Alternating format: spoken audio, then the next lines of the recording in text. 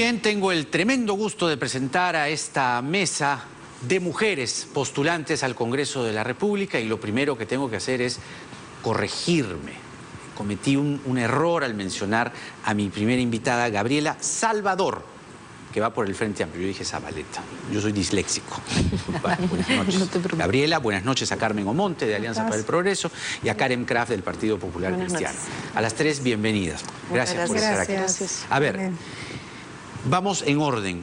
Lo primero, creo que la gente podría conocer de ustedes, de su propio relato y de su propio testimonio, el proyecto más importante, el más importante que llevan bajo el brazo. ¿Cuál es, por ejemplo, Carmen Omonte? En mi caso, siendo coherente con lo que ya hice en mi gestión anterior cuando fui congresista, es el de seguir luchando por la reforma política y sobre todo en el tema de la lucha contra la corrupción. Y es de la eliminación de la inmunidad. Yo hice un proyecto... Inmunidad. Inmunidad. Eliminarla completamente. Así es, yo lo hice en mi gestión, no logré los votos en esa época, hice varios proyectos, el fortalecimiento de la unidad de inteligencia financiera, etcétera, etcétera. No logré los votos en esa época, yo creo que ahora la coyuntura va a permitir que sí pueda sacarlo adelante. No logró los votos incluso internamente, ¿no? Ni en mi bancada, ni en mi bancada. Recordemos, Carmen Omonte fue con Perú Posible. Así es, no lo logré. Entonces hay varios proyectos que presenté en esa época que enfrentaban a la corrupción, que finalmente ahora puedo tener la posibilidad de sacarlo. Y un tema que también me parece importante es el acceso a la salud universal y el tema de la salud mental, que espero también poder trabajar y ayudar a la población desde ese ámbito. Gabriela, ¿cuál es el proyecto más importante que estás llevando? Primero, señalar que he venido trabajando en el Parlamento como asesora parlamentaria estos 2 últimos años y medio. ¿De quién? Del congresista Marco Arana, primero en la Comisión de Pueblos y Medio Ambiente y luego ya en el despacho del congresista Arana. Y señalar que mi línea es más el tema ambiental, pero también la defensa de derechos de género, la población LGTBI. Y justamente en el tema ambiental, el proyecto más importante que creo que debemos impulsar es la Ley de Ciudades Sostenibles. No podemos hablar de mayores cambios a nivel ambiental si es que no contamos con una ley de una ciudad sostenible, de una ciudad que nos permita vivir ante una ciudad que va matándonos poco a poco. Eso, digamos, como ideal suena muy bien, pero un ejemplo práctico, algo concreto. A ver. Transporte limpio. Ya. Acceso al agua. Lima es una ciudad que se va a ir quedando sin agua y que no tiene transporte limpio. Pero en el Congreso, ¿qué mecanismo puedes tú activar directamente? No sé si a través de una comisión, a través de una comisión reguladora, investigadora, algo concreto. Y justamente eso iba al segundo punto, y es que la función, tú lo señalaste bien antes de ir al corte, la función de un congresista no es solamente la legislativa, es también la de control y la de fiscalización. La fiscalización es clave en este año 4 meses en el cual el tiempo es muy corto para poder llegar a hacer propuestas concretas. La fiscalización de las autoridades municipales, la fiscalización en función a entidades como el Ministerio de Vivienda, como el Ministerio del Ambiente, que permitan justamente materializar estas propuestas.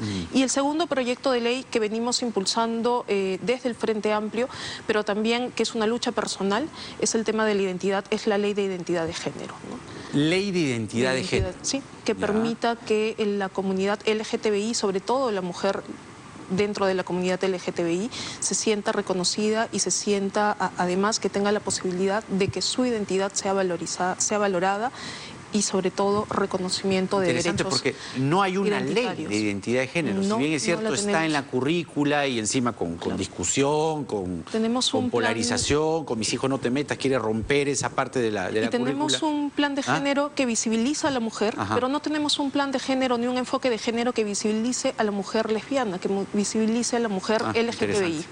Karen Kraft, ¿cuál es el proyecto que lleva bajo el brazo? Yo quiero hablar primero en nombre de mi partido, porque creo que lo que se necesita hoy es recuperar la institucionalidad en el país. Y en esa medida, el partido como equipo está llevando un paquete de normas, cada quien pondrá un poco, digamos, de acuerdo a la orientación que tenga y de acuerdo al expertise que tenga, su granito de arena, pero el partido está llevando 4 líneas maestras. Una de ellas es todo el tema de la reforma política, que como dice Carmen es importantísima. Sí. Y además a la luz de lo que ha pasado en estos últimos meses con estas normas que ya han sido aprobadas en el Ejecutivo, claro, que van a hacer imposible que hayan elecciones en el 2021. O sea, basta señalar que... ¿Cómo que no elecciones en el 2021? Mejor dicho, que se van a hacer muy difíciles. Las reformas. Se van a hacer muy difíciles. Sí se pueden aplicar, pero deberían mejorarlas un poco. Pero te digo, muestro un botón, ¿no? No podrían los peruanos en el extranjero votar porque no tienen circunscripción territorial. Bueno, pero eso pregúntele a la señora Bartra. Fue un error garrafal. Exactamente. Pero eso fue pues la señora Rosa Bartra y su comisión. Hay muchas cosas que corregir si es que realmente queremos que en el 2021 hayan elecciones, digamos, como tienen que ser. De hecho, por ejemplo, tampoco hay cifra repartidora. Se eliminó la cifra repartidora, se borró, se puso delete. Entonces esas cosas hay que verlas, además de una reforma política en general, ¿no? Porque no es un chasquear de dedos que se arregle el tema de partidos y de recuperación de confianza. Hay muchas cosas atrás. A ver, vamos ahora, yo les tenía una pregunta para las tres, que un poco pueden ayudarle al público a entender cómo han visto, qué les ha despertado los acontecimientos recientes del país tras la disolución del Congreso, incluso antes. A ver, Carmen Omonte, ¿usted hubiese votado por elegir a Gonzalo Ortiz de Ceballos ese 30 de octubre o hubiese votado por la cuestión de confianza? Hubiera esperado, yo creo que fue un apresuramiento innecesario. Se debió escuchar al premier, a Salvador de Solar, o sea, usted no le hubiera trancado la puerta a Salvador de Solar. Calmar las aguas, yo creo que pueden haber errores en ambas instituciones, en ambas cabezas en ese momento de nuestras instituciones, pero había que primar la responsabilidad, pensar primero en el país, en lo que se iba a desencadenar y muchas veces... Pero usted dijo en un artículo que lo del 30 de septiembre fue un quiebre constitucional. No un quiebre constitucional, pero sí un parteagua, una línea que nos ponía en una situación delicada en que el Tribunal pero esa línea significa que fue un golpe o no. Mira, es que llamarlo golpe es complicadísimo porque finalmente nos pone en una situación también otra vez de inestabilidad. Lo que mencionábamos fuera de cámaras, ¿no? Ese término, esa concepción de lo fáctico nos abre a un tema de interpretación y que solamente el TC es el llamado a responder y asumir esta responsabilidad histórica que tiene. En mi caso, creo que tanto el presidente, o lo hubiera hecho si es que hubiera estado en la responsabilidad del presidente Vizcarra, no lo hubiera empujado al límite en que se empujó al Congreso, pero también el Congreso no tenía por qué apresurarse a escoger a... Pero tiene que tomar una posición, pues ahí está siendo muy diplomática, muy elegante. Eso era una jungla el 30 de septiembre. Había que decir, o Gonzalo Ortiz de Ceballos, ¿vamos a votar por Gonzalo Ortiz de Ceballos? ¿O vamos a votar por la cuestión de confianza? Votaba por la cuestión de confianza, si me lo plantean. Primero. Sí, votaba por la cuestión de confianza. Entonces se plegaba más hacia la izquierda. Ya era un poner contra la pared a una institución innecesariamente. Por eso es lo que digo, para mí fue un error de ambas instituciones. Pero hubiese votado por la cuestión de confianza. Hubiese parado la elección y primero... Parado la elección y primero había que conversar. Gabriela, ¿qué hubiera hecho? ¿Votado por elegir a Gonzalo Ortiz de Ceballos o por la cuestión de confianza? Yo iría incluso un paso más atrás. Yo habría ido hasta no llegar a este punto en el que tenemos un pleno en el cual se vota por un miembro del Tribunal Constitucional, sino desde el momento en el que la comisión especializada para ver el tema del Tribunal Constitucional tenía diversas irregularidades. O sea, presentó diferentes irregularidades que ya denotaban que había una crisis alrededor, que había temas de corrupción dentro de esta propia, o visos de corrupción dentro de esta propia comisión, y que de alguna manera el Frente Amplio denunció también el caso de se estaban dando irregularidades dentro de una comisión que no tenía mayor representatividad más allá de una fuerza mayoritaria o de aliados mayoritarios y que termina generándonos la crisis en la cual ahora estamos viviendo, ¿no? Karen Kraft, ¿qué hubiera hecho? ¿Votaba por elegir a Gonzalo Ortiz de Ceballos o por la cuestión de confianza? Yo hubiera esperado, creo que era innecesario realmente este enfrentamiento. Sin embargo, también debo decir que el Congreso se llevó todos los guachitos, ¿no? O sea, absolutamente se llevó todos los guachitos. O sea, realmente... Hace tiempo no escuchaba guachitos. Que realmente ha sido muy difícil, ¿no? Muy difícil el enfrentamiento permanente y continuo entre el Ejecutivo y el Legislativo que nos tenía a todos en vilo y no sabíamos qué cosa iba a pasar al día siguiente, ¿no? Entonces, a ver, yo entiendo la preocupación ciudadana, entiendo la molestia del ciudadano, mi familia, tu familia, en fin, todas las personas que se sentían poco representadas por este Parlamento, ¿no? Sin embargo, y ahí de pronto me vas a decir que estoy en un lado y en otro, sin embargo también hay que ser institucional, ¿no? O sea, creo que hay que respetar las normas, hay que respetar la Constitución. Para algo tenemos un Estado de Derecho, ¿no? Ahora, las cosas están dadas, esperemos que el Tribunal Constitucional tome la decisión y se verá qué cosa pasa de aquí en adelante, ¿no? Para que esto no vuelva a ocurrir. Tengo otra pregunta igual, y de ahí voy a tener una pregunta para cada una de ustedes. A ver, lo siguiente. Carmen Omonte, ¿propondría que se declare fundado o infundado el habeas corpus presentado por Keiko Fujimori? Creo que hay que hacer un análisis un poco más amplio. Sin mucho tiempo, ¿eh? Sí. Es así para... No voto. me agrada cómo se está desvirtuando el concepto, la figura de la prisión preventiva. No solo por Keiko, por varios personajes públicos que están sometidos a esta figura, pero también por los que no son públicos, por los miles de detenidos que actualmente están en nuestras cárceles. Pero creo que hay que verlo bajo esa caso figura. por caso, ¿no? Así es. No, pero ya la figura está distorsionada, que son meses. En las cárceles hay anónimos. No hay que echarle agua al caldo. Sobre el caso de Keiko Fujimori, ¿cree que es correcta la prisión preventiva que mantiene? No. Yo creo que Keiko Fujimori debiera salir, debiera estar en una prisión domiciliaria, detención domiciliaria, tener todos los resguardos necesarios, habidos y por haber, y que la Fiscalía haga su trabajo, y si le encuentra lo que debiera de encontrar, pues que la acuse, que se la sentencie, en fin, que el sistema de justicia haga su trabajo. Pero creo que la prisión preventiva, pero vuelvo a decir, no solo por ella, en general es una figura que está siendo mal usada en nuestro país. Yo leí un estudio hace poco de IDL, que justamente denunciaba estos casos de prisión preventiva y los consideraba una figura que estaba siendo mal usada. Carmen Omonte entonces votaría a favor de la excarcelación de Keiko Fujimori. ¿Qué dice Gabriela? Yo votaría en contra del habeas corpus a Keiko Fujimori. O sea, que se mantenga en la prisión. Sí, yo entiendo que hay una distorsión, que puede haber una distorsión de la figura penal. Sin embargo, justamente lo que tú señalabas, que tiene que aplicarse caso por caso, y en el caso de la señora Fujimori han habido indicios claros en los cuales las garantías no están dadas como para no estar en prisión preventiva. ¿Por qué se tiene que mantener en prisión Keiko Fujimori para ti? Yo creo que han habido casos como, por ejemplo, el tema de una posible fuga, el tema de una posible no cumplir con lo que justamente el Ministerio Público señalaba. Ella está en una investigación en curso. Hay casos de corrupción que tienen que ser probados, sí, definitivamente. Sin embargo, lo más grave que pesa sobre ella es la obstrucción famosa, ¿no? Sí, claro. Eso. Karen Kraft, ¿votaría a favor o en contra del habeas corpus de Keiko Fujimori? Yo me he manifestado hace mucho tiempo en redes y señalando que me parece que es el uso excesivo de la detención, detención preliminar.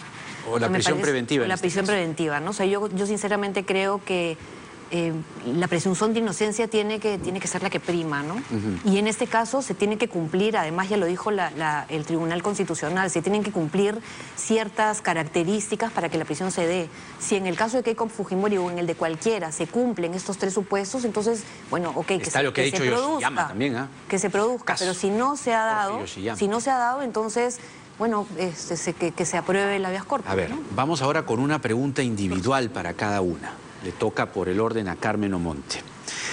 Son preguntas un poquito ácidas. Pero está bien, para eso estamos. A ver. ¿No le incomoda a Carmen Omonte ir en un partido en el que el máximo líder, César Acuña, es acusado de plagio, de comprar votos con plata como cancha, de haber agredido a su primera y a su última esposa y de usar su universidad como bastión político, etcétera, etcétera, etcétera?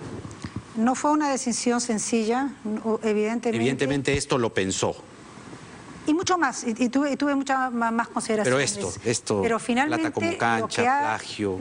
Lo que primó para mi decisión fue entender el valor que tenía un partido político, que hace un momento se conversaba sobre la no presencia de los partidos nacionales en nuestras regiones, en nuestros distritos, en nuestras provincias y que canalizaran las demandas de la ciudadanía.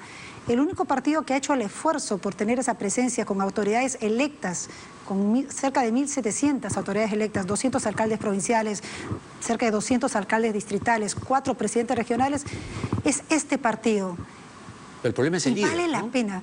No debiera ser el problema el líder. ¿Sabes qué, Jaime? Yo estoy en contra. El problema es que el líder de tiene que pues siempre una mochilaza. Así es, que siempre nos terminan Me da la preguntando razón, claro. sobre las cabezas. No, me refiero que siempre los periodistas y en general la gente terminan cuestionando Somos unos a las pesados. cabezas. No. Pero es no, que no, no. es nuestro un trabajo. Es un tema cultural, es un tema todavía que demuestra la fragilidad de nuestro sistema político, que se posiciona las virtudes o defectos de una cabeza sobre todo lo que debiera representar un partido político. Soy institucional y eso comparto con lo que decía Karen. Yo creo que los partidos deben de trascender, deben de permanecer y hay que trabajar por los partidos políticos. Finalmente, creo que no hay casi ningún líder político que no tenga cuestionamientos, pero hay que trabajar por los partidos. He leído, he estudiado los principios de Alianza para el Progreso, coincido absolutamente con todos ellos y apuesto por un partido, apuesto por la gente joven que he visto, por los hombres y mujeres jóvenes que he visto a nivel nacional en este partido y hay que trabajar por ellos. Muy bien. Y sobre todo por lo que yo soy, lo que yo represento, por la honestidad con la que he trabajado y creo que tengo que pelear por eso. Claro, el problema es el kiosco. Vamos a ver qué pasa con plata como cancha. A ver, Gabriela Salvador. Ustedes, o usted, quiere cambiar la Constitución, principalmente en el capítulo económico, para convertir al país en Venezuela o en Cuba, o reinstaurar el mismo modelo que tuvo el Perú en los años 80 y que solo nos trajo pobreza y miseria? De hecho, es la pregunta que esperaba que me hicieras, porque obviamente era la pregunta incómoda o la pregunta picante. Definitivamente, ahí partes tú de una premisa, que alguien quiere cambiar además un modelo económico para convertirse o para seguir la línea de otros y mencionas a un país como Venezuela que claramente tiene una dictadura y que además, obviamente al ser una dictadura, se violan derechos fundamentales. Venezuela es una dictadura. Para mí sí lo es. Y Cuba creo también. Que sí. Ya, Y, eso es un cambio sí. en la posición, por lo menos Marco Arana 1000 veces le quise preguntar y De hecho, huía un poco, toreaba la pregunta. Marco se ha pronunciado en más de una oportunidad señalando que Venezuela es una dictadura. Y lo pero ha concretamente, manifestado. en el capítulo económico, ¿qué quieren hacer? En el punto económico creo que hay cosas que se tienen que cambiar. Miremos Chile, yo te diría, no miremos Venezuela, no miremos Cuba, miremos Chile. Miremos cómo Chile, que mantiene un mismo modelo económico que el nuestro, se está desmoronando día a día frente a las protestas que tiene Piñera. ¿Protestamos contra Piñera o protestamos contra un modelo económico? Yo creo que protestamos contra un modelo económico que genera diferencias, que genera brechas sociales, que genera desigualdades. Eso es lo importante. Cambiar a fin de que podamos tener recursos que permitan ser repartidos de manera equitativa y reducir las brechas sociales. Miremos ese enfoque. ¿Cómo lo planteamos? ¿Pero eso por dónde pasa? Es algo... Por ejemplo, La importancia que el Banco Central de Reserva le pueda prestar plata al gobierno. No, yo creo que Porque esa fue una de las debacles de los 80, ¿te acuerdas de la Maquinita. empecemos la maquinita? y probablemente yo creo que no es una respuesta que se dé sin un análisis que va a tomar un tiempo, Pero definitivamente. por lo que yo estoy entendiendo podría ser, digamos, no cambias el fondo, sino regulas algunas cosas y dices más presencia del Estado. Regulas, fiscalizas. O empresas públicas. Fiscalizas, Ajá. regulas y permites que justamente a través de una verdadera repartición las diferencias sociales se vean reducidas. Empresas públicas. Yo creo que sí es importante la participación de empresas públicas siempre y cuando Bien, nos ahí, cuidado con la burocracia. sí, claro, pero sí, es verdad, puede haber burocracia, pero solamente, si me Sí, dejas sí, sí, terminar, tenemos el fantasma de la burocracia, tenemos el fantasma de los 80, tenemos el fantasma de los primeros años de los 90, pero creo que La leche en sí. yo también lo he vivido, yo también lo he vivido. ¿Qué edad tienes? Tengo 34 años. Ay, ¿te acuerdas un poquito? Claro, Un me poquito. acuerdo de las colas también. Sí, sí, sí. Y- Pero eras muy chiquita. Sí, pero también me acuerdo del Fujishock. Sí, claro. Claro, Eso sí. es verdad. Y que es el modelo económico que ahora tenemos. Así es. Bueno, Karen, yo tenía otras preguntas para ti. Pero si me permites, quisiera... Pero brevísimo, porque si no se rompe Repito, lo que pasa es que el PPC en el 79 llevó, digamos, el modelo económico que hoy tenemos. Ya. Ciertamente la economía social de mercado ha permitido...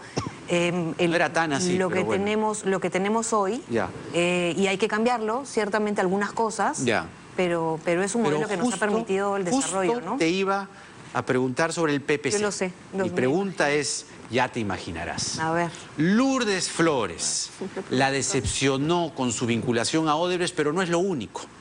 ¿Qué es lo que ha hecho tan mal, en algunos casos, y ahora se lo voy a decir, el Partido Popular Cristiano, para hacer una cantera de personajes corruptos y hoy presos como, Félix Moreno y Alex Curi? Y no digo más, hay otros más por ahí. ¿Qué ha hecho tan mal el PPC? En esos casos, me refiero a Félix Moreno y Alex Curi. Y por otro lado, Lourdes Flores, ¿qué? A ver, empecemos por el principio. Por la Lourdes dupla Flores. chalaca. No, digamos, O Lourdes, quiero ya, empezar por Lourdes Flores. Para empezar, Lourdes Flores no ha recibido dinero de Odebrecht. Eso es lo que se dice, pero en realidad eso es lo que dice además el aspirante a colaborador eficaz. Cuidado, Ese señor dice que... que a través de Almohadilla.